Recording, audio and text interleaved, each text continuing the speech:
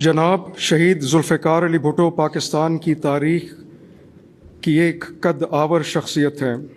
आपने मुल्क के सियासी मंजरनामे पर अनमिट नकूश छोड़े। आप एक करिश्माती शख्सियत के हामिल रहनुमा थे जिनके विजन ने पाकिस्तान की सियासत को नई शक्ल दी। आपकी ज़िंदगी काबिल ज़िक्र कामयाबियों से इबारत है। आपका सियासी सफ़र 1950 की दहाई के अवाइल में शुरू हुआ।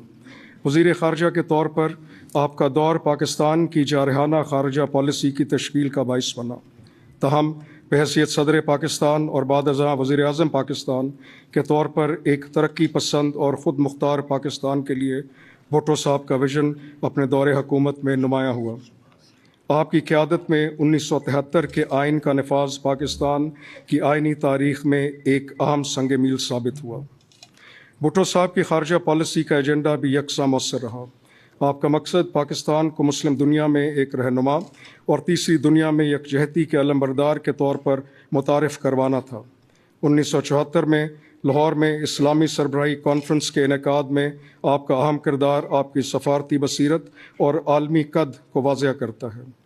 भुट्टो साहब की मीरास रोशनी के एक मीनार की हैसियत से लीडरों और शहरियों दोनों को एक हकीकी जमहूरी और खुशहाल पाकिस्तान के हसूल के लिए दी गई कुर्बानियों की याद दिलाती है। खिदमात आमा के शोबे में आपकी गिरां कदर खिदमात के इतराफ़ में सदर इस्लामी जमहूरियत पाकिस्तान ने जनाब शहीद जुल्फ़िकार अली भुट्टो को निशान पाकिस्तान बादज़ वफ़ात का एज़ाज़ अता किया है। आपका एज़ाज़ आपकी साहबजादी मोहतरमा सनम भुट्टो वसूल करेंगी।